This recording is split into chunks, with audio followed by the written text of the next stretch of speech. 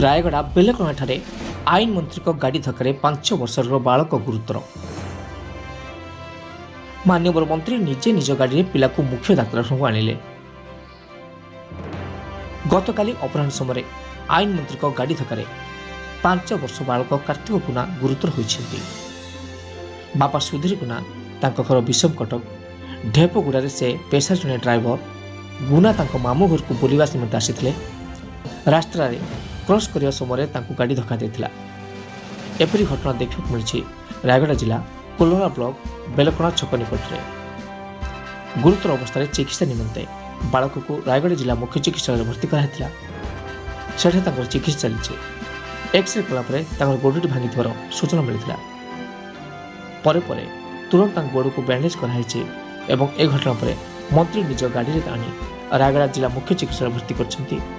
ବର୍ତ୍ତମାନ ପିଲାକୁ ଭଲ ଚିକିତ୍ସା ନିମନ୍ତେ ବିଶାଖାପାଟଣାକୁ ସ୍ଥାନାନ୍ତର କରାଯାଇଛି। ରାୟଗଡ଼ାରୁ ଅରବିନ୍ଦ ପଟ୍ଟନାୟକଙ୍କ ସହିତ ସୁବ୍ରତ ଚୌଧୁରୀଙ୍କ ରିପୋର୍ଟ, OTN TV। କହିବେ ଯେଉଁ ଗାଡ଼ି ଧକ୍କା ହେଇଗଲା ପିଲାଙ୍କର, ଆପଣଙ୍କ ଗାଡ଼ି ସହିତ କେତେ ବର୍ଷର ପିଲା ଥିଲା, କେଉଁଠି ଧକ୍କା ହେଲା, କ'ଣ ହେଇଛି ପିଲାର?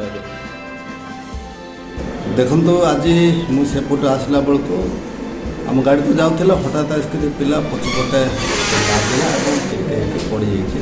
ତେଣୁ ତାକୁ ମୁଁ ଧରିକରି ହସ୍ପିଟାଲରେ ଆଣିଛି, ତାକୁ ଦେଖାଉଛି।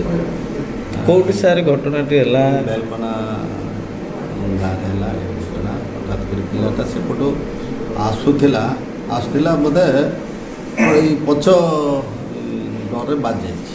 କେତେ ବର୍ଷର ପିଲା ହେବ ସାର୍? 4-5 ବର୍ଷ। କ'ଣ ହେଇଛି ପିଲା ସାର୍? ନାଇଁ, ସେମିତି କିଛି ଜଣାପଡ଼ିନାହିଁ। ସେମିତି କିଛି ମୁଁ ତ ଭାବୁଛି ଗୋଡ଼ ଟିକେ ଫ୍ରାକ୍ଚର କ'ଣ ହେଇଥିବ। ମୁଁ ତ ଏବେ ମେଡ଼ିକାଲରେ ଅଛି। ଫ୍ରାକ୍ଚର ଜଣାପଡ଼ିବ। ଧନ୍ୟବାଦ ସାର୍।